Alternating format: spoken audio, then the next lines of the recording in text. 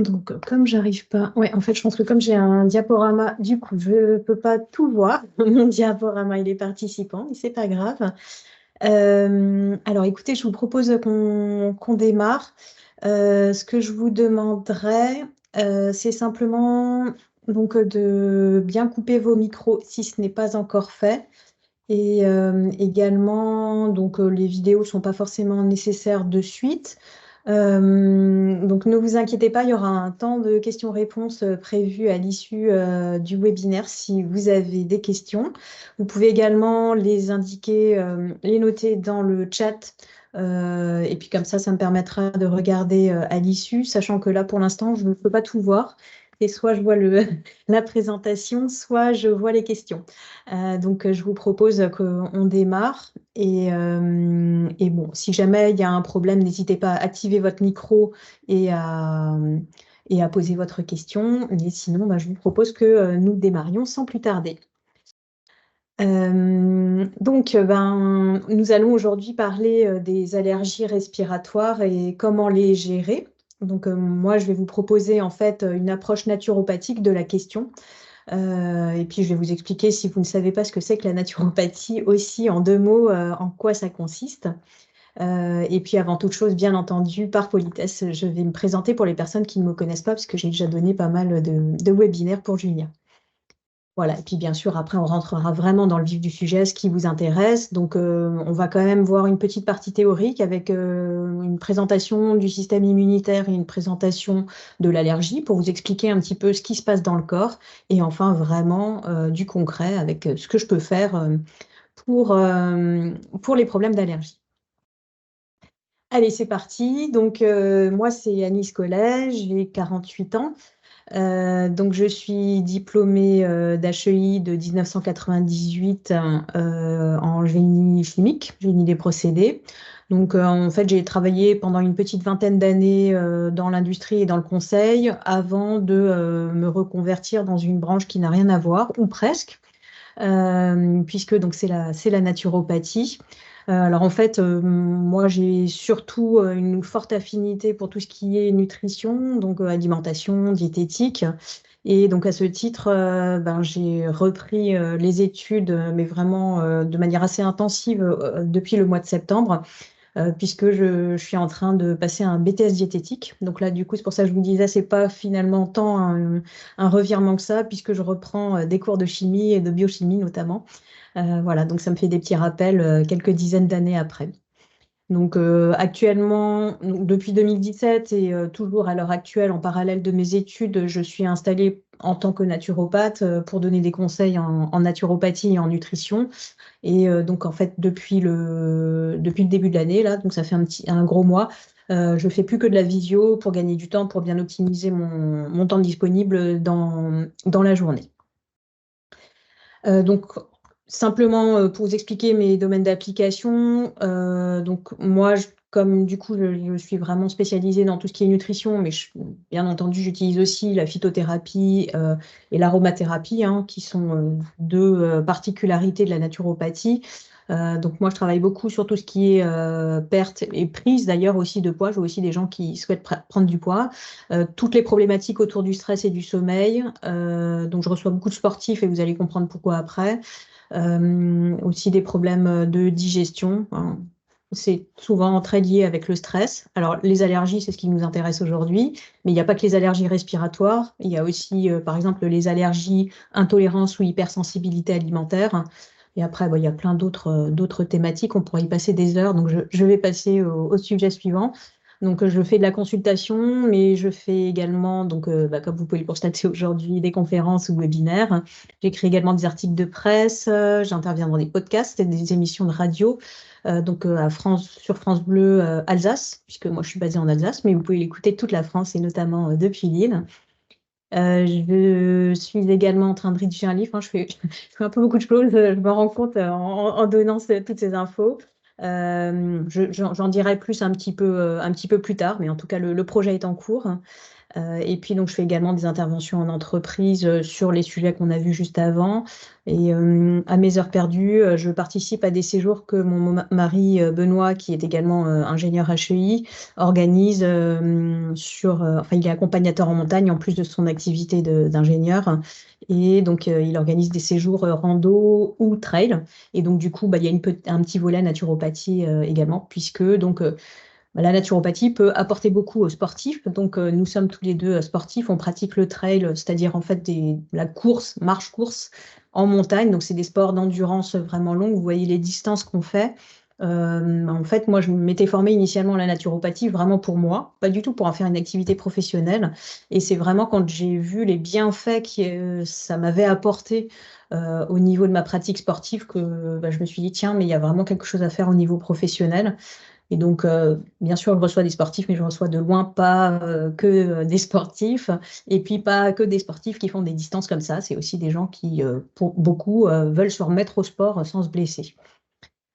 Voilà, donc c'était une petite longue introduction. Je m'en excuse si c'était trop long. Et puis, on va rapidement passer à l'approche naturopathique. J'aimerais quand même vous dire en deux mots, c'est important pour la suite que vous compreniez bien en quoi consiste la naturopathie. Donc la naturopathie, déjà c'est pas une pratique de médecine, hein, donc c'est vraiment ce qu'on appelle un ensemble de techniques complémentaires à toute la médecine qu'on peut trouver aujourd'hui. Elle vient pas du tout se substituer à la médecine, donc elle prend en compte la personne dans sa globalité, c'est-à-dire qu'on va pas s'attacher uniquement à un symptôme, on va essayer de comprendre d'où vient ce symptôme. On va s'attacher à chercher des causes. Donc du coup, forcément, le deuxième point, on le comprend assez bien, c'est une visée préventive. On aime bien dire qu'un naturopathe, c'est un éducateur de santé. On utilise aussi beaucoup ce terme dans la médecine traditionnelle chinoise et finalement, ben, elle peut s'apparenter, la naturopathie, à une médecine traditionnelle. Ça peut être aussi l'Ayurveda, si vous connaissez. Toutes ces techniques se basent toujours sur ces principes-là. Je prends la personne dans sa globalité et j'essaye de prévenir pour éviter que les problèmes apparaissent, en fait. Alors pour ça, on va se baser sur ce qu'on appelle un terrain. Le terrain, si je devais résumer ça en un seul mot, ce sont les prédispositions naturelles. Alors, juste ces deux mots, prédisposition. Donc ce terrain, il va être constitué de trois grands piliers. Il y en a un sur lequel vous n'avez aucune prise, c'est votre génétique. Donc c'est ce qu'on appelle la constitution. D'ailleurs, on utilise aussi ce terme en homéopathie. Donc en fait, cet héritage génétique, c'est ce que vous ont légué vos parents, que vous portez dans vos gènes et sur lesquels on n'a que très peu de prise finalement. Donc ça, c'est le premier pilier. Deuxième pilier de votre terrain, ça va être votre tempérament, c'est-à-dire comment vous êtes, dans quel état de vitalité vous êtes au moment M. Alors, donc là, pour le coup, vous avez de quoi intervenir. Et puis, donc le troisième pilier, ça va être le niveau d'encrassement, la toxémie.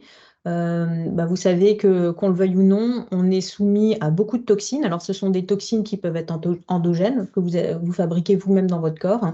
Mais ben, souvent, c'est des toxines exogènes sur lesquelles on n'a quand même pas trop de prise. euh, Parce que, ben, en fait, on est soumis à plein de polluants, qu'on le veuille ou pas. Donc, pour qualifier ce terrain, le naturopathe va se baser sur ces trois piliers.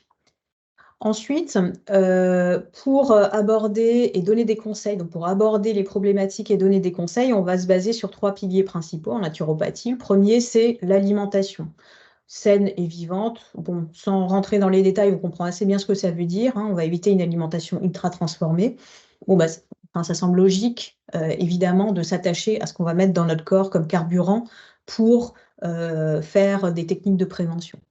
Deuxième pilier qui est très important, c'est celui de la gestion des émotions, la gestion du stress. Même si on s'alimente très bien, si on est très stressé, qu'on dort mal, forcément, il va y avoir un déséquilibre dans le corps. Et le troisième pilier, qui n'est pas moins important, c'est celui du mouvement, de l'activité physique et des respirations. Notre corps est fait pour bouger, donc il ne faut pas être sédentaire. On a déjà tendance à être plutôt assis toute la journée, donc il faut absolument qu'on trouve des moments pour mettre notre corps en mouvement dans la journée. Donc vraiment, ça va être sur ces trois piliers qu'on va, quelle que soit la problématique, qu'on va s'appuyer. Donc la naturopathie, comme je vous l'ai dit, ce n'est pas une pratique de médecine, c'est bien important de le rappeler. Donc un naturopathe ne pose pas de diagnostic, hein, ça c'est vraiment du ressort du médecin. Un naturopathe ne prescrit pas, a fortiori pas de médicaments, de toute façon il ne peut pas. Et donc, comme je vous l'ai dit également en introduction, les conseils en naturopathie ne remplacent pas les traitements allopathiques. Un naturopathe ne va pas vous dire ah, il faut arrêter ce médicament, ou s'il y a un naturopathe qui vous a dit ça, bah, il ne faut pas retourner le voir. Vraiment, ce sont des techniques qui sont complémentaires à la médecine, ou si on veut arrêter un traitement, il va falloir le faire en accord avec le médecin, mais certainement pas à sa place. Hop, ça ne veut pas avancer. Ça y est. Donc, pour finir sur ce petit chapitre introductif, la consultation, en tout cas telle que moi je la pratique, en fait, il y a déjà un petit travail en amont, c'est-à-dire que je vais vous donner des petits devoirs à faire en amont avec un suivi alimentaire et puis des questionnaires qui vont me permettre d'estimer votre terrain déjà en amont. Ça permettra d'aller plus vite vers ce qui vous concerne. La première consultation, elle dure quand même 1 heure et demie, hein, donc c'est quand même relativement long, mais c'est normal, en fait, ça permet vraiment de faire ce qu'on appelle l'anamnèse avec un inventaire complet de tout ce qui vous est arrivé, de la manière de laquelle vous fonctionnez, et donc vraiment en matière d'alimentation et d'hygiène de vie globale. Et puis donc, à l'issue, on va voir, enfin pas à l'issue, mais pendant la consultation, on voit des conseils alimentaires, des conseils d'hygiène de vie, éventuellement des compléments, mais ce n'est pas indispensable, hein. Donc ça peut être des plantes, ça peut être des huiles essentielles, mais ça peut être aussi de la micronutrition, des vitamines, des minéraux, ce genre de choses. Et donc le maître mot, hein, c'est vraiment de rester réaliste, hein, parce que des fois, on peut vraiment avoir une liste longue comme ça de choses à modifier. Donc évidemment, il va falloir hiérarchiser et puis on va avancer pas à pas. Tous les progrès, toutes les avancées, c'est toujours quelque chose en plus qu'on va rajouter. Et donc, il faut vraiment garder à l'esprit que c'est de la prévention avant tout. Donc, c'est pour ça que chaque pas que l'on fait vers l'avant sera une mesure de prévention en plus. Et alors, vous allez voir que ça va vraiment s'appliquer dans la gestion des allergies. Alors justement, donc maintenant on va faire une petite partie théorique sur l'immunité et l'allergie qui sont étroitement liées. Alors, je ne vais pas non plus hein, m'étendre de trop, vous verrez qu'il y a pas mal de matière, donc vous pourrez re-regarder ce webinaire en replay si jamais vous n'avez pas tout ingéré comme information. Oui, d'ailleurs, j'en profite pour vous indiquer que donc il est actuellement en cours d'enregistrement et que vous pourrez le visionner sur la page YouTube de Julia. Alors, l'immunité, en fait, si on regarde l'étymologie du mot, en gros, ça voulait dire initialement qui n'est pas soumis à une charge ou un impôt.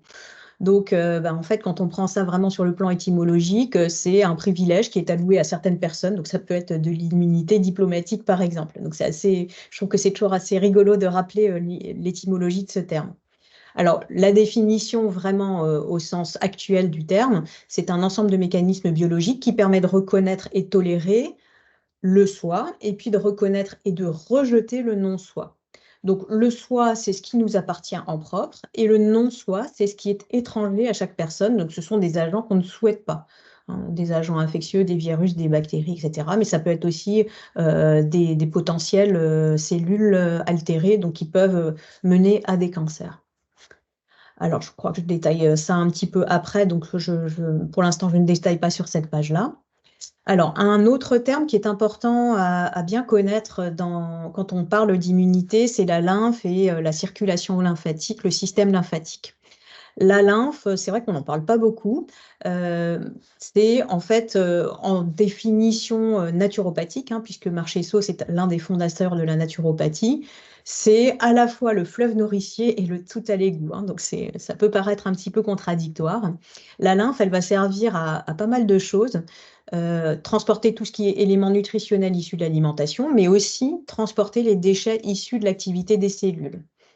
En fait, si on regarde la composition de la lymphe, c'est à peu près la même composition que le sang, mais déjà, il n'y a pas de globules rouges, hein. La lymphe, c'est un liquide qui est plutôt jaunâtre, qui va contenir de l'eau, des protéines, des graisses, des globules blancs, qui sera plus pauvre en nutriments que le sang, mais qui sera aussi plus riche en déchets.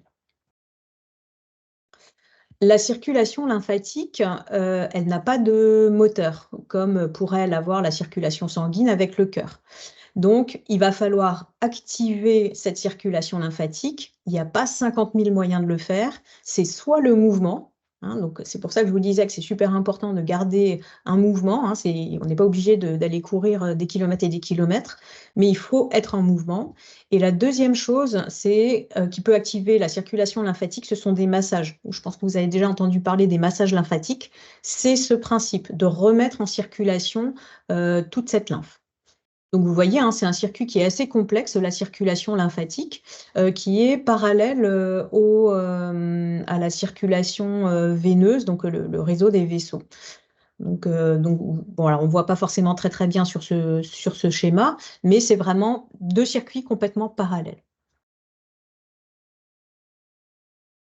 Alors, il avance pas? Oui, il avance. Alors ensuite, donc maintenant qu'on a fait cette définition, on va juste passer en revue les organes de l'immunité, parce qu'il n'y en a pas qu'un, il y en a beaucoup, comme vous pouvez le voir. Alors, on a ce qu'on appelle des organes lymphoïdes primaires et les organes lymphoïdes secondaires. Donc, les primaires, en gros, c'est le thymus, hein, qui est ici, qui est logé en fait dans la cavité ici et qui finalement est au niveau des poumons. Et la moelle osseuse, hein. Donc, dans tous les os, on a la moelle osseuse et donc on va trouver des cellules immunitaires, hein, dans cette moelle osseuse. Les organes lymphoïdes secondaires, ben, il y a en fait tous les ganglions. Vous voyez, il y en a un petit peu partout des ganglions. Ceux qu'on connaît assez bien, c'est ceux qui sont ici et qui sont régulièrement gonflés, mais vous savez qu'on en a par exemple dans les aisselles, on en a dans le creux poplité derrière les genoux. Ça, c'est juste quelques exemples. Ensuite, on a également la rate, qui est un organe lymphoïde secondaire, et on a les plaques de Peyer qui sont dans les intestins. Donc, ça fait pas mal d'organes qui œuvrent à une bonne immunité. Donc, ils vont avoir chacun un rôle particulier. Donc, globalement, les organes lymphoïdes primaires, ils fabriquent les lymphocytes, les globules blancs. Et les organes lymphoïdes secondaires, c'est là qu'il va y avoir toutes les réactions immunitaires. C'est également là qu'on va filtrer la lymphe. Voilà, donc là, je vous ai simplement mis les différents types de lymphocytes, hein. Donc, les lymphocytes T, c'est fabriqué dans le thymus, lymphocyte B dans la moelle osseuse. Bon, ça, on n'est pas obligé de savoir ça. Autre élément de vocabulaire qu'il est important de comprendre et de connaître, c'est la notion d'antigène et d'anticorps. Alors, pour rappel, parce que c'est quand même des choses qu'on entend dans le langage courant quand on parle d'immunité, un antigène, c'est une molécule étrangère au corps qui va provoquer une réaction immunitaire, tout simplement. Un anticorps, c'est une protéine qui va être utilisée par le système immunitaire pour détecter, pour neutraliser des antigènes de manière spécifique. Donc, comme l'illustre le schéma ici, quand on a un anticorps qui pénètre dans l'organisme, il y a un système d'alarme qui se met en marche, il y a une activation des cellules immunitaires et avec une attaque sur l'antigène. Voilà. Donc, c'est finalement quelque chose qui est complètement autonome. On ne maîtrise pas ce mécanisme et notre corps, quand il fonctionne bien, va arriver à gérer les antigènes. Et je crois que j'ai dit anticorps, mais c'était antigène que je voulais dire, quand un antigène pénètre dans le corps. Autre notion importante à comprendre quand on parle d'allergie, d'immunité, c'est les notions d'immunité innée et acquise. Alors là aussi, hein, pour rappel, donc le système immunitaire va se baser sur ces deux systèmes qui sont très complémentaires. On a donc l'immunité innée qui, comme son nom l'indique, est une immunité que l'on a en soi au moment de la naissance, et ça, c'est un capital que l'on va conserver. L'immunité adaptative, c'est celle qui va se constituer au fur et à mesure des intrusions, des infections, des sollicitations de notre système immunitaire. Et en fait, on a un bel ordinateur central qui permet de mémoriser toutes ces attaques et de construire une réponse adaptative vraiment spécifique à ces intrusions. Alors que donc l'immunité ID, elle va être pas vraiment spécifique. Par contre, c'est une première ligne de défense qui peut déjà régler pas mal de soucis. Hop, voilà. Alors l'immunité innée, comme je viens de le dire, c'est une première ligne de défense. Elle va être très vite mobilisable. Donc vous voyez sur ce schéma, en fait, c'est un schéma qui montre qui va être sollicité à quel moment à partir de l'intrusion.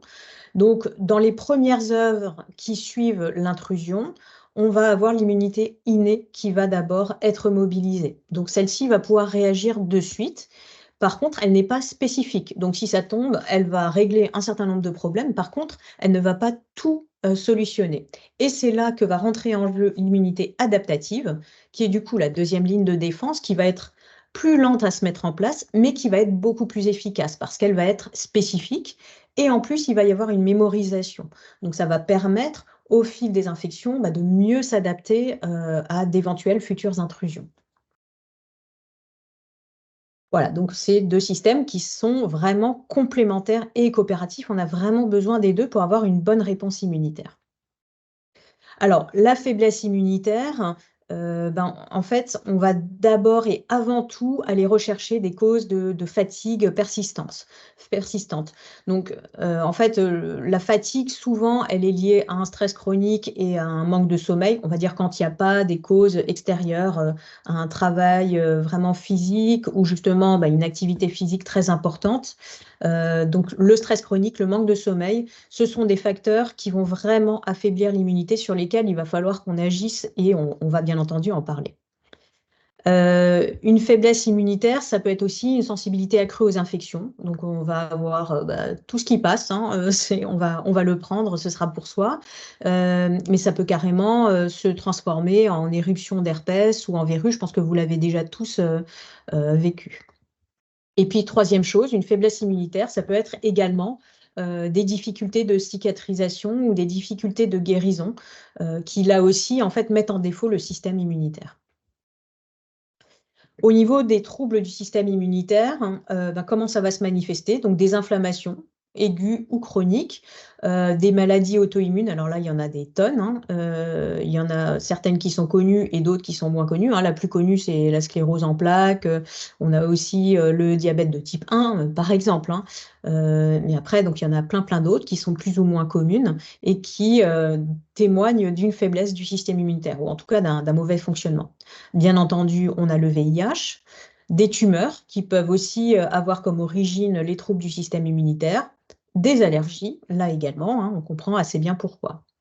Alors avant de vraiment comprendre comment est-ce qu'on peut agir, prenez connaissance de tous ces facteurs qui peuvent affaiblir notre système immunitaire. Donc le stress, on en a déjà parlé. Bien entendu, tous les facteurs exogènes, donc virus, bactéries, parasites également, vont être des facteurs qui affaiblissent le système immunitaire. Des anomalies génétiques, là, on ne peut pas faire grand-chose là-dessus. Mais ensuite, donc, il y a des choses sur lesquelles on peut agir, j'ai envie de dire plus ou moins, c'est-à-dire en s'exposant plus ou moins. Alors, il y a la pollution extérieure et la pollution de l'alimentation, les toxines auxquelles on peut être soumis. En faisant les bons choix au niveau de notre alimentation, on va pouvoir essayer de limiter en fait, ces facteurs qui affaiblissent le système immunitaire. Et puis une dernière chose, c'est au niveau de l'alimentation. Si on a une alimentation qui est dépourvue de micronutriments et qui est déséquilibrée, là aussi, on va affaiblir notre système immunitaire. Donc, on va voir que vraiment l'alimentation est un pilier très important dans le traitement ou en tout cas dans la prévention des allergies. Alors l'allergie, du coup, qu'est-ce que c'est? C'est un dysfonctionnement du système immunitaire, on l'a vu, c'est en fait une réponse qui est beaucoup trop importante, qui n'est pas adaptée et donc du coup, en fait, qui va surenchérir la réponse immunitaire. Donc normalement, on va répondre correctement à un allergène, mais en fait, quand on est en phase d'allergie, là, on répond beaucoup trop fortement. Et c'est pour ça que souvent, c'est vraiment très embêtant et très handicapant. Donc l'approche allopathique va être plutôt symptomatique. J'ai les yeux qui brûlent, j'ai les yeux qui coulent, j'ai le nez qui est complètement engorgé, j'arrive plus à respirer, je tousse tout le temps. Je vais essayer de réduire en fait ces réponses. Donc je travaille sur le symptôme. Alors évidemment, hein, il y a des fois où c'est juste indispensable. Donc du coup, il faut prendre le traitement allopathique, on n'a pas le choix. Mais on peut aussi avoir une approche naturopathique en cherchant la cause, voire la cause de la cause, hein, essayer de comprendre pourquoi cette allergie est là, en travaillant sur les sources psychologiques, donc je vous ai expliqué, hein, la gestion du stress, la gestion du sommeil, donc qui peut avoir plein de causes, et puis les sources physiques avec l'alimentation notamment, mais aussi les surcharges digestives qui vont faire que votre corps va avoir beaucoup de toxines endogènes et donc globalement votre système immunitaire va moins bien fonctionner. Et puis là aussi, on peut avoir des problèmes de terrain et de génétique. Alors, on ne va pas forcément pouvoir les résoudre, mais déjà de les comprendre, ça va permettre de mettre en place les mesures correctives qui vont faire que la réponse immunitaire sera la moins puissante ou la moins violente possible. Alors, on va voir ça justement. Donc en fait, cette partie, je suis allergique, que faire? On va la voir en 2 parties. La première, ce sera le préventif et ensuite, bah, le curatif, hein. Quand, vraiment, bah, le préventif a été fait trop tard ou n'a pas fonctionné, eh bien malgré tout, on a heureusement des solutions au niveau du curatif. Alors, première chose, pour moduler son immunité, donc quand je dis immunomodulation, ça va être justement d'essayer qu'elle soit ni trop forte, ni trop faible. Il faut qu'elle soit à son bon niveau. Et alors, ce qui est super, c'est que on a des solutions immunomodulantes en naturopathie, donc c'est ce qu'on va voir aujourd'hui. Alors, si on parle déjà d'alimentation, alimentation saine et immunomodulante. Alors saine, bon, vous comprenez assez bien, je vais pas rentrer dans les détails, mais je vais vous donner les grandes lignes auxquelles il faut vraiment faire attention. Première chose, c'est une attention particulière aux micronutriments. Donc les micronutriments, ce sont les vitamines et les minéraux, il y en a d'autres. Et donc là, je vous ai cité ceux qui sont particulièrement importants pour moduler l'immunité. Alors, comment faire pour savoir où est-ce qu'on en est au niveau de ces micronutriments? Il y a des signes de carence. Alors, il y a des signes qui sont assez simples à voir, par exemple au niveau du zinc, quand on a, alors je vais donner 2 exemples, des troubles des fanères. Donc, les fanères, c'est la peau, les ongles et les cheveux. Quand on a des troubles à ce niveau-là et qu'on a des troubles de la cicatrisation, par exemple, on peut suspecter une carence en zinc, mais pas que, c'est ça la difficulté. Mais disons que ça peut permettre de mettre sur cette piste-là. Et alors, en fait, donc, la plupart de ces nutriments, on peut les évaluer dans un bilan sanguin. Alors, des fois, ce n'est pas des bilans très classiques. Donc, il faut aller vers certains labos qui sont spécialisés dans ces bilans-là. Mais ça permet de savoir où on en est, hein, quand on cherche vraiment à travailler sur son immunité. Au niveau des macronutriments, donc les macros, là on a vu les macros, je vous rappelle, ce sont les glucides, les protéines et les lipides. Donc ces 3 grandes familles de macronutriments ont toute leur importance, mais ici, ce qui va nous intéresser, c'est particulièrement les protéines. Pardon, je suis allée trop vite, parce que les protéines vont permettre de fabriquer notre réponse immunitaire. Donc, il faut retenir qu'en fait, les protéines, c'est souvent le ciment, hein. Les protéines servent à consolider, fabriquer. Donc, rentrent souvent dans des constitutions d'éléments qui sont nécessaires dans le bon fonctionnement du corps. Donc ici, si on est en carence de protéines, il faudra, à partir du bilan, on peut se dire, OK, là, attention, on manque de protéines, il va falloir en rajouter. En sachant que les protéines, ce n'est pas que la viande, hein. On peut aussi ajouter des protéines végétales comme des lentilles, par exemple, ou des pois chiches, toute la famille des légumineuses. Également, donc les mauvaises graisses peuvent ralentir l'organisme et affaiblir le système immunitaire.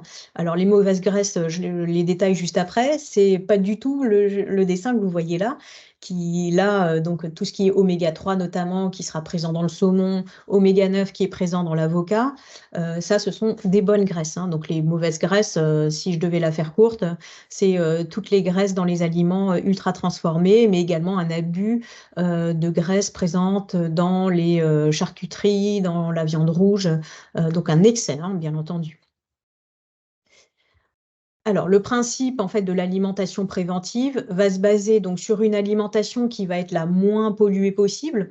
Alors bio, si c'est possible, juste pas un bio de l'autre bout du monde qui n'est pas nécessaire. Après, ça peut être le petit maraîcher du coin, vous savez, qui travaille correctement, qui met le moins d'intrants possible. Ben là, on sera sur une alimentation saine pour vraiment limiter votre source d'exposition aux polluants, comme vous l'avez vu, qui peuvent empêcher votre système immunitaire de fonctionner correctement.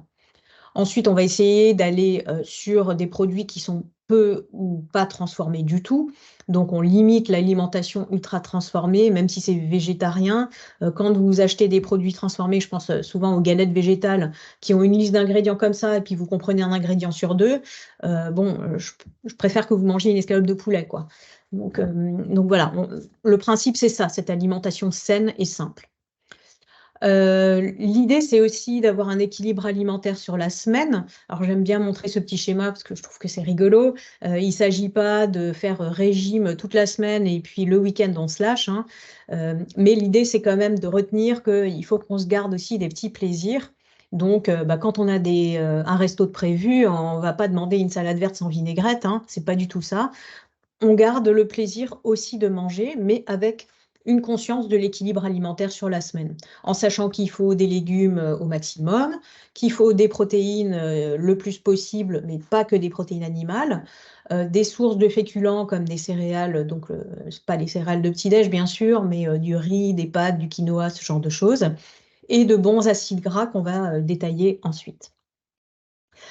Troisième élément, donc, on l'a vu, un apport suffisant en protéines avec idéalement la moitié des protéines que vous apportez sous forme végétale.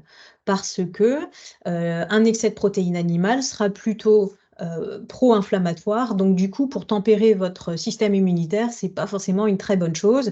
Et puis, il y a plein d'autres problèmes à manger trop de protéines animales. Donc, l'OMS, l'Organisation mondiale de la santé, recommande qu'on apporte environ la moitié des protéines sous forme végétale.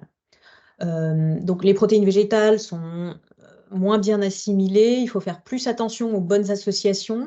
Donc c'est pour ça qu'il faut quand même, dans l'idéal, garder un petit peu de protéines animales également. Mais vous voyez qu'on a plein de possibilités. Donc retenez que, en gros, c'est toute la famille des légumineuses, y compris le soja, hein. Le soja en fait partie. On a également tous les légumes, tous les fruits à coque, je vais y arriver, et les graines. Voilà, pour résumer. Après, il y en a encore d'autres, mais donc ça, c'est des petites choses qu'on peut rajouter régulièrement dans son alimentation qui vont permettre d'avoir une alimentation suffisamment riche en protéines.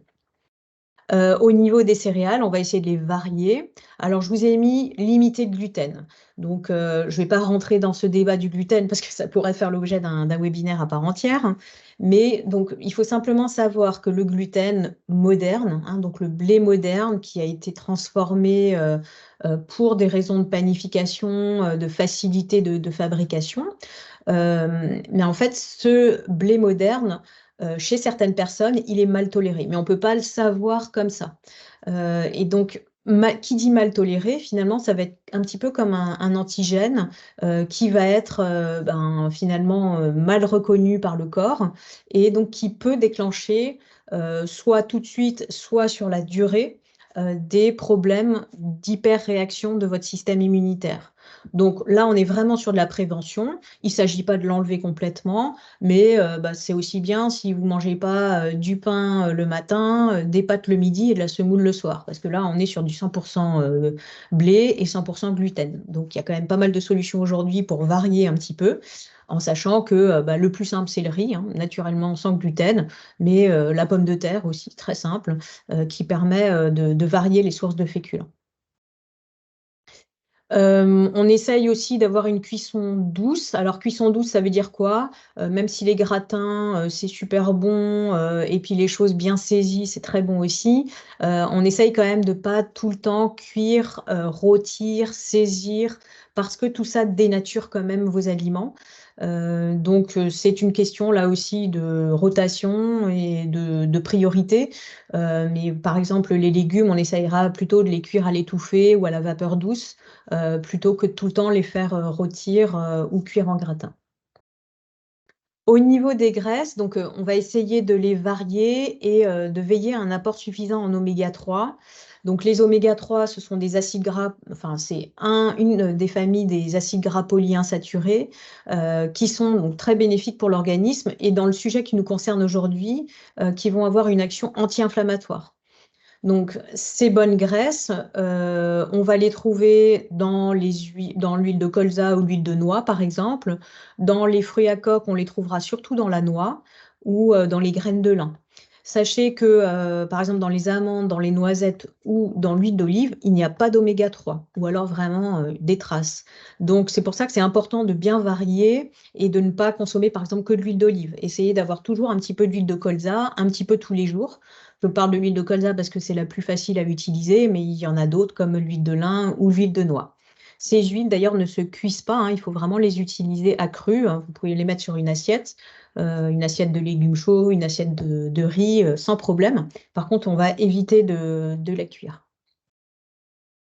Alors, un peu comme pour le gluten, on va essayer de limiter les produits laitiers. Donc là, c'est vraiment tous les produits laitiers, que ce soit le lait à boire, les fromages, les yaourts, les fromages blancs. Il ne s'agit pas là non plus de l'enlever de l'alimentation. Si on le supporte, bon, il y a certaines personnes qui ne les supportent pas, donc de toute façon, c'est assez facile de les enlever. Mais c'est simplement d'essayer de ne pas en consommer de trop. Vous pouvez en consommer tous les jours si vous supportez bien. Mais soyez attentifs à ne pas systématiquement, par exemple en hiver, j'ai beaucoup de gens qui le soir mangent une soupe. Et donc, alors ils se donnent un petit peu bonne conscience, mais aussi parce qu'ils aiment ça, hein. Et en fait, ben, ça suffit pas. Et du coup, résultat derrière, c'est le plateau de fromage. Donc, bon, bah, du coup, on abuse un petit peu. Et là, c'est pas forcément une très bonne idée quand on cherche à moduler son immunité parce que c'est exactement le même principe que pour le gluten. On ne sait pas vraiment si on tolère bien ou pas. Et donc, on sait que c'est plutôt pro-inflammatoire quand on a tendance à en abuser. Alors, le sucre, bon, en fait, ça ne sert pas à grand-chose dans l'organisme, le sucre au goût sucré. Parce qu'en fait, du sucre, on en trouve ailleurs. On en trouve dans les céréales, on en trouve dans les produits laitiers, on en trouve dans les légumes, dans les fruits. Donc finalement, on en prend surtout pour le plaisir. Alors le plaisir, c'est important pour le deuxième pilier de la naturopathie, la gestion du stress et des émotions. Donc il ne faut pas se frustrer et se dire non, surtout je ne mange pas de sucre, mais on va essayer de limiter parce que là aussi, le sucre est quand même prouvé comme étant pro-inflammatoire. Donc, si ben, on est sujet aux allergies et qu'on a tendance à avoir une alimentation un petit peu sucrée, à manger des bonbons, des gâteaux et du chocolat un petit peu trop souvent, bah, là aussi, il faudra peut-être se questionner sur son alimentation, essayer de réduire tout ça. Donc voilà pour les principes au niveau de l'alimentation. Alors au niveau de la gestion du stress, c'est important parce qu'un stress chronique, comme je vous l'ai expliqué tout à l'heure, va avoir une action sur notre système immunitaire, car le stress chronique encourage la sécrétion d'une hormone qui s'appelle le cortisol, mais également d'un neurotransmetteur, l'adrénaline, qui, ces deux, combinés et en excès, vont nuire directement au bon fonctionnement de notre système immunitaire. Donc clairement, il va falloir, si on est soumis à un stress chronique, trouver des techniques qui vont permettre de gérer ce stress. Bon, alors là, je ne vais pas rentrer dans le détail. D'ailleurs, il me semble que j'avais donné un webinaire sur le sujet et je pense qu'il y en a d'autres aussi sur la page YouTube de Junia. Là aussi, hein, si ce n'est pas encore fait, on pourrait en parler pendant des heures. Donc voilà, je vous donne quelques conseils. Soyez attentif à votre sommeil, hein. Donc si vous ne dormez pas suffisamment, bah, votre système immunitaire peut vraiment fortement chuter. Et puis, donc, essayez d'avoir un sommeil qui est plus ou moins régulier, c'est-à-dire que vous vous couchez, vous vous levez à des heures à peu près régulières, donc plus ou moins 1 heure environ. Et puis, bon, sachez que, alors là, il y a un peu de controverse, n'empêche qu'il y a quand même beaucoup d'études qui montrent que les heures de sommeil avant 1 heure du matin sont les plus réparatrices. Au niveau de la gestion du stress, on peut aussi mettre en place une activité physique modérée, hein. Comme je vous l'ai dit, ça va activer votre circulation lymphatique, ça va encourager vos organes lymphoïdes à bien fonctionner. Et puis l'activité physique, on le sait, ça diminue le niveau de stress, ça diminue les tensions. Donc, hein, c'est que du bonheur pour votre système immunitaire. Voilà, alors je passe. Et donc maintenant, je voudrais vous parler un petit peu des plantes. Qu'est-ce qu'on peut faire au niveau de la prévention par les plantes? Alors, on a déjà toute une famille de plantes qui sont immunomodulantes. Donc, je rappelle, modulation de l'immunité, ça veut dire tempérer un système immunitaire trop important et encourager un système immunitaire qui est un petit peu trop faiblard. Donc, finalement, ce sont des plantes qui sont vraiment intelligentes au sens de l'immunité. Donc, parce qu'en fait, bah, finalement, elles n'agissent ni trop ni trop peu. Donc, c'est ça qui est chouette, hein. Donc, on a bah, ces différentes plantes que vous voyez, Echinacée, astragale, propolis, gelée royale, le pollen frais, le miel, le shiitake. Donc là, après, il y a tout ce qui est mycothérapie, donc shiitake, maitake, reishi, cordyceps. Donc ça, en fait, ce sont souvent des plantes qui sont utilisées dans les médecines traditionnelles, qu'elles soient chinoises ou autres, ou les médecines traditionnelles européennes également, et qui ont vraiment des études documentées sur le sujet. On peut aussi prévenir par des plantes plus spécifiquement antivirales. Alors là, on ne sera pas forcément sur des problèmes d'allergie. Malgré tout, ce sont des plantes qui vont agir au niveau de la symptomatologie et donc qui pourront être utiles à prendre au moment où on a vraiment des problèmes. Alors, en traitement de fond, on pourrait pourquoi pas faire des traitements à base d'ail ou d'oignon. qui sont vraiment des antiviraux tout à fait universellement reconnus. Après, donc EPS, ça veut dire extrait de plantes sèches, hein, c'est simplement une forme galénique qu'on peut utiliser donc de cyprès ou de sureau. Des huiles essentielles. Alors, les huiles essentielles, on ne peut pas toutes les utiliser en chronique et sur le long terme. Par contre, ici, typiquement, je vous ai donné l'exemple du thym à tujanol, qui est une huile essentielle très facile à utiliser, tout à fait familiale, qu'on peut même utiliser chez les enfants. De même que le ravinsara, hein, ce sont des huiles essentielles très douces. Franchement, il faut déjà y aller pour avoir des intoxications ou pour avoir des atteintes au niveau hépatique. Donc, c'est vraiment quelque chose qu'on peut utiliser dans la pharmacopée familiale. Par contre, donc faites-vous toujours conseiller hein, pour vérifier d'éventuelles contre-indications, les âges d'utilisation. Le titri est également très, très connu en huile essentielle et EPP, c'est extrait de pépins de pamplemousse. Des fois, avec juste l'extrait de pépins de pamplemousse, ça fonctionne. Donc, ça vaut la peine d'essayer. Bon, après, hein, je vous donne plein de recettes. Évidemment, il ne faut pas tout appliquer. Hein, c'est vraiment au cas par cas. Alors, il y a un produit que j'aime beaucoup, qui est vraiment très spécifique sur tout ce qui est problèmes respiratoires. Donc, ce sera aussi les allergies aux poussières, les allergies aux acariens.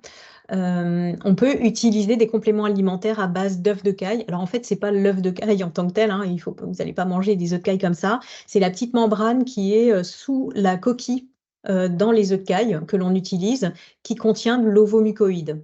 Et donc en fait, ça, c'est un anti-allergique vraiment, là aussi, reconnu et documenté, qu'on peut prendre plutôt en préventif.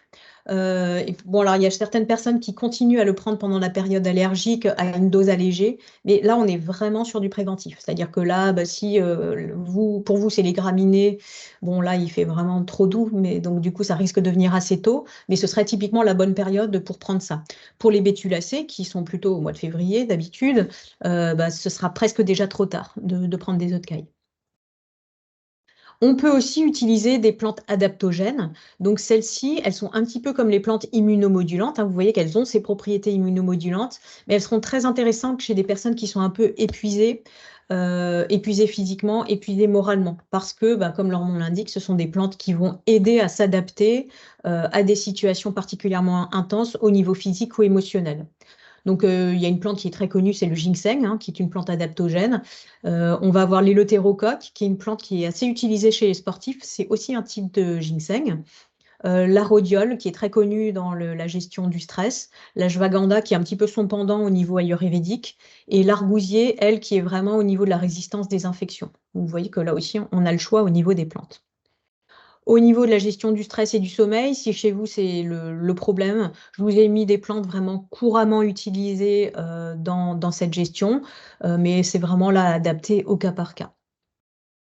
En cas d'épuisement, bah, on pourra aussi soutenir les surrénales pour soutenir la sécrétion de cortisol, parce que là, pour le coup, il y a des personnes chez qui le cortisol est plutôt déficitaire. Donc, voici quelques exemples de phytothérapie qu'on pourra également utiliser. Donc, EF, je vous rappelle, c'est extrait fluide, et BMG, c'est les bourgeons macérés et glycérinés, donc chêne et glantier, par exemple. Le système digestif, s'il manifeste des signes de faiblesse et de fatigue, ben, on pourra le soutenir. Alors moi, il y a une plante que j'adore utiliser dans les problèmes d'allergie, c'est le desmodium.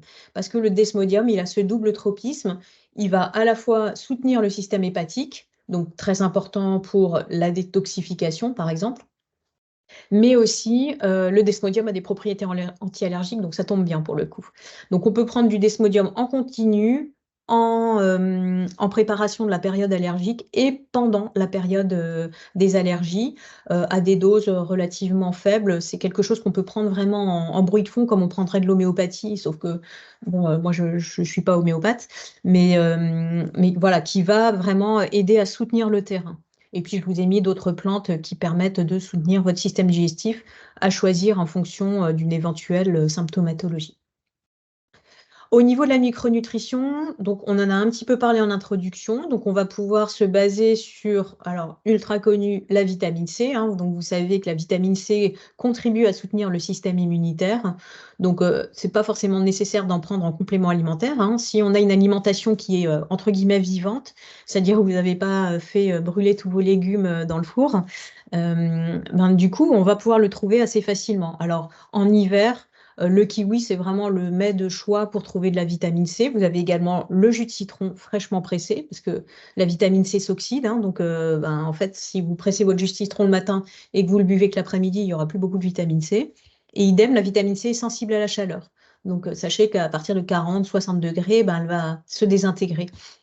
Donc, il faut vraiment aller sur des aliments plutôt crus pour bénéficier de la vitamine C. Vitamine D, donc là, en fait, depuis la Covid, on recommande de consommer environ 2000 UI par jour. Ça correspond à 25 microgrammes si vous voulez regarder sur d'éventuels compléments alimentaires que vous prenez. La vitamine D est indispensable pour soutenir le système immunitaire. Le zinc, on en a déjà parlé, hein, donc c'est un immunostimulant. Il a en plus des rôles antioxydants et anti-inflammatoires.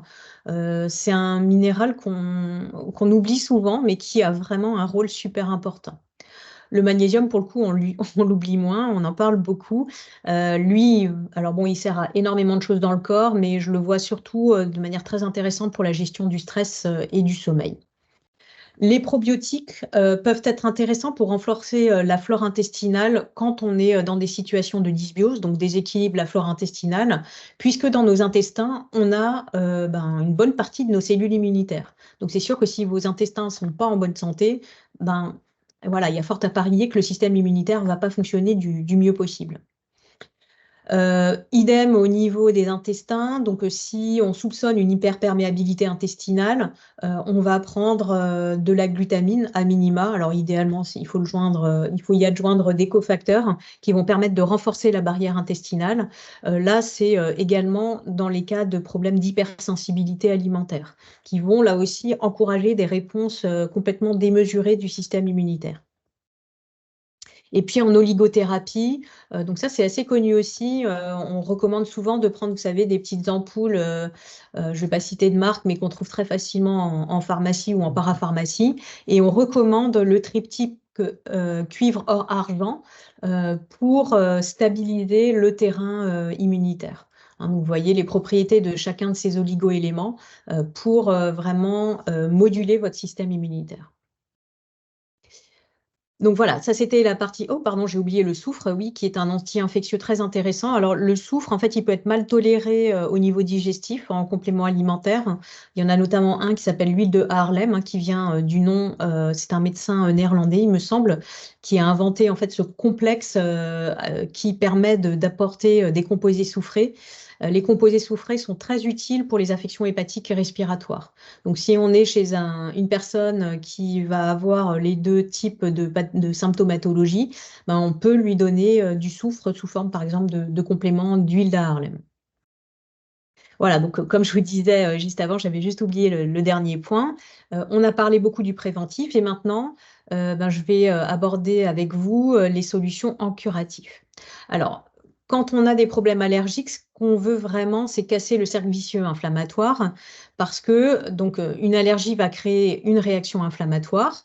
La réaction inflammatoire va, elle, entraîner la sécrétion de mucus de manière complètement démesurée. Hein, donc, ça peut être dans les yeux, ça peut être dans le nez, ça peut être dans la gorge.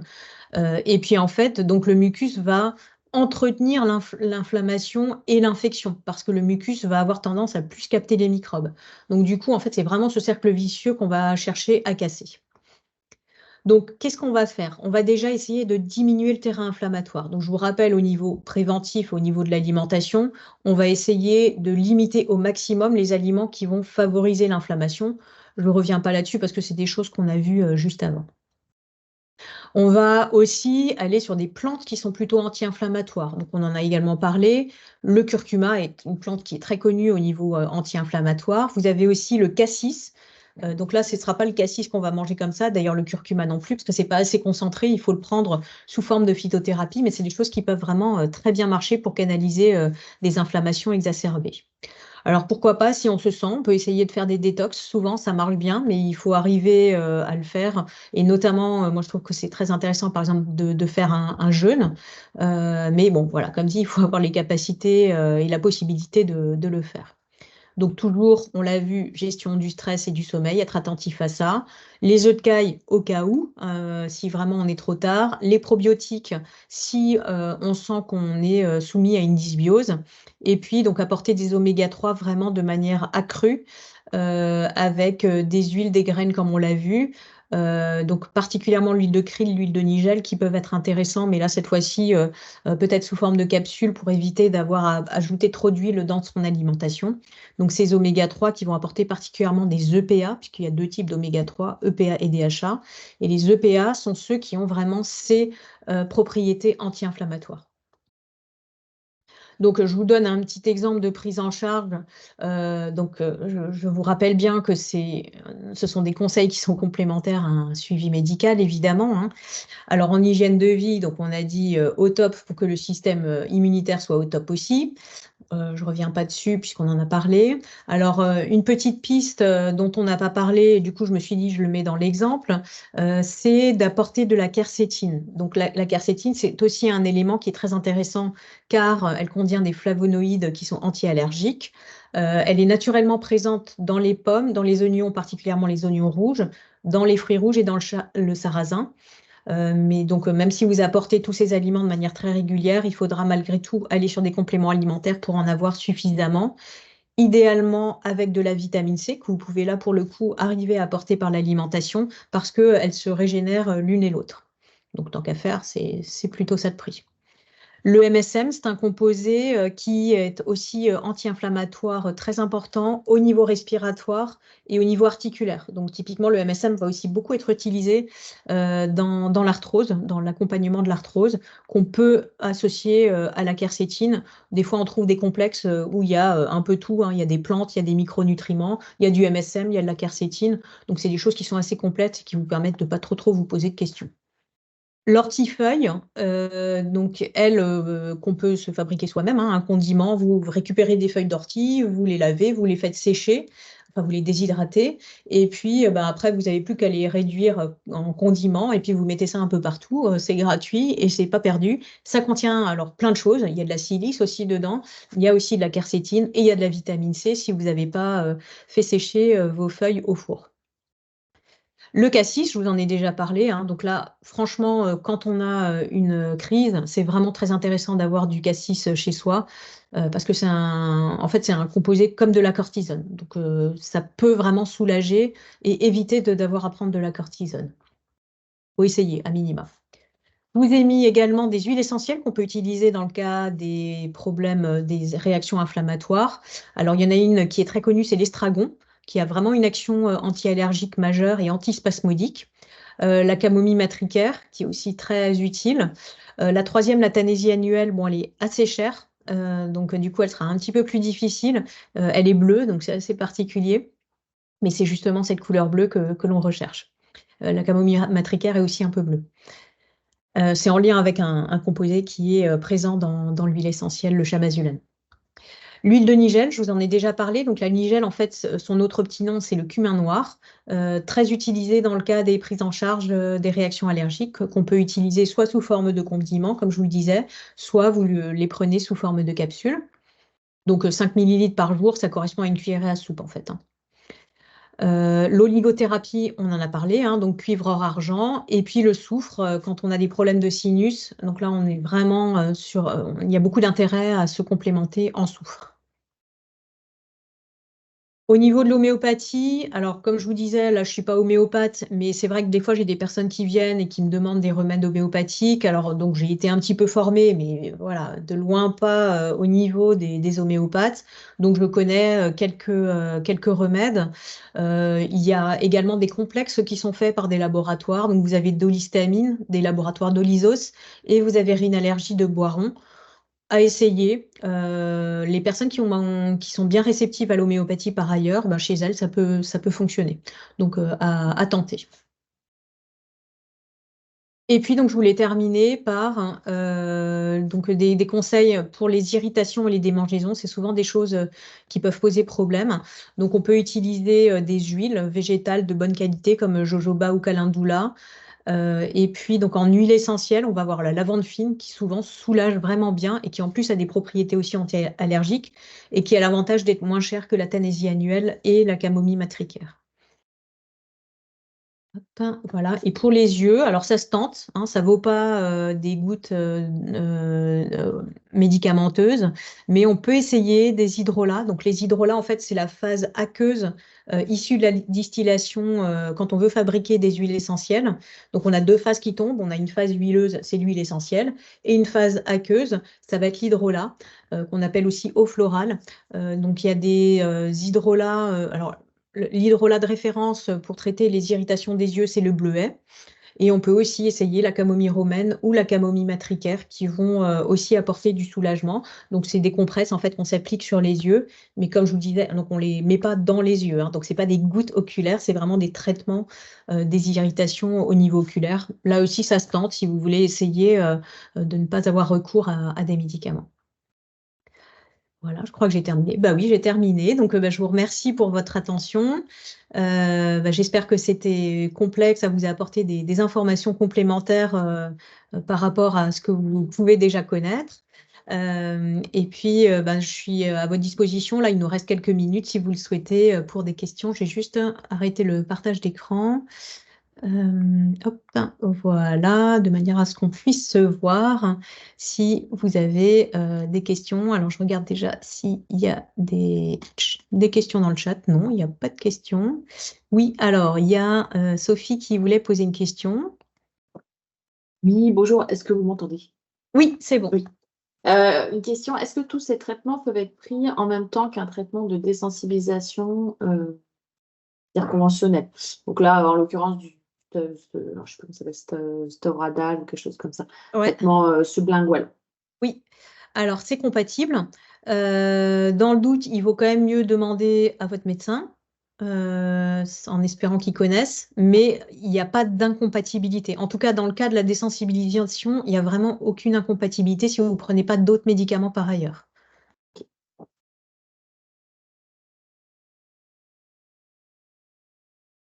Alors, l'alimentation étant importante, j'imagine que les intolérances alimentaires jouent un rôle.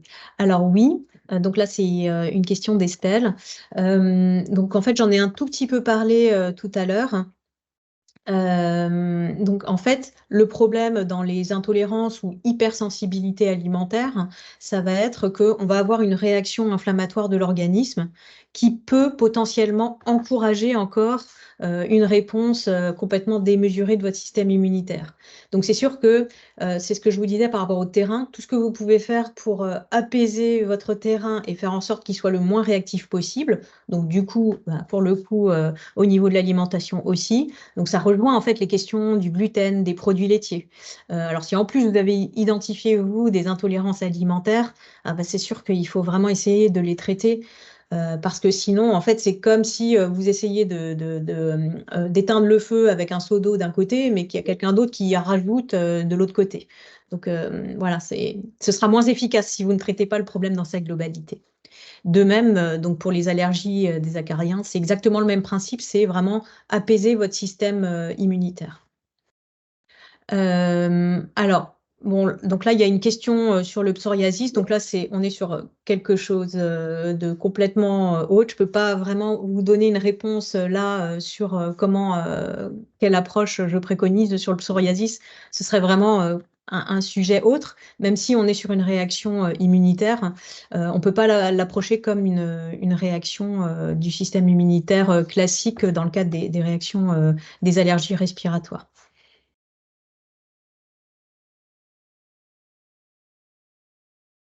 Alors, est-ce qu'il y a une autre question? Donc, il y a Sophie qui a encore une question. Oui, rapidement, j'ai vu qu'il existait du coup des complexes avec de la quercétine, MSM et œuf de caille. Oui, Est-ce que ça, du coup, on peut prendre aussi en amont, en fait, en préventif et pendant la phase on va dire la phase de pollen, par exemple, on pourrait le prendre dès le mois de février jusque fin juin, par exemple. complètement. Ouais. Ok. Alors après, en fait, moi, souvent, ce que je recommande, c'est en phase préventive de vraiment suivre la posologie qui est indiquée par le laboratoire où vous achetez le produit. Et ensuite, de diminuer petit à petit les doses pour voir si ça suffit en phase allergique. Parce que normalement, la préparation a été faite. Et donc, pour vérifier que on arrive à en prendre de manière un petit peu moins forte, pour deux raisons. C'est pour aussi laisser le corps faire. Et deuxièmement, aussi pour des raisons tout simplement économiques, parce que souvent ces produits ne sont pas donnés. Donc pour voir en fait quelle est la bonne dose, quoi. Ok, merci. Il y a Delphine également qui avait une question. Oui, donc merci Annie, c'est super. Donc moi, l'été dernier, donc j'ai eu 4 mois une trachéite qui a été soignée par homéopathie, mais c'est l'antihistaminique qui a finalement calmé la toux. Et la toux a repris et l'homéopathie a suffi par la suite. Et là, je suis un peu perdue au point de vue chemin médical. Qu'est-ce qu'il faut faire? Donc, c'est évident que je vais suivre vos conseils en parallèle Oui, pour améliorer le terrain et la santé. oui. Mais est-ce qu'il faut que je comprenne pourquoi j'ai eu ce souci avec soins anti-allergiques nécessaires ou donc Bah, aller c'est chez un mieux. allergologue ou...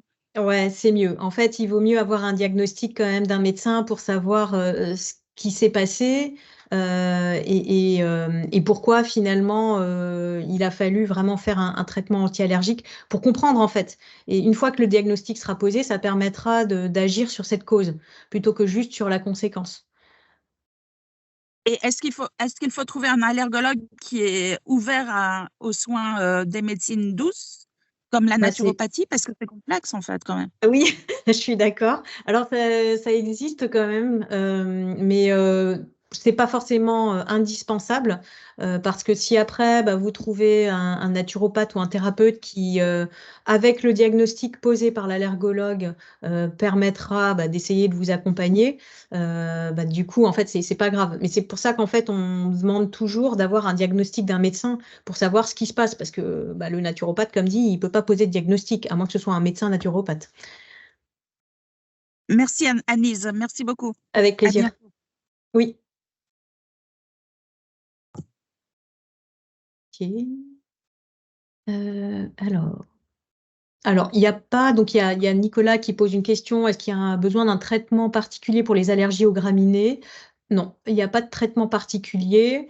Des fois, il y a simplement des allergies croisées, quand il y a des allergies, des allergies alimentaires croisées pour les allergies aux graminées. Et du coup, forcément, ce que je préconise, c'est de faire attention à ces allergies croisées pour éviter là aussi de mettre de l'huile sur le feu au niveau du système immunitaire. Mais sinon, en fait, tous les principes que j'ai donnés sont tout à fait valables pour n'importe quel type d'allergie respiratoire.